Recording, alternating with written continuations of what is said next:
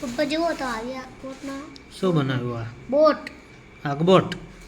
હોડી હે હોડી આવી ના હોય એવી જ હોય ને તાર કે આવી હોય કે આવી હોય પાણી વગર હોડી ચાલે છે તો તમારે પાણી થોડું છે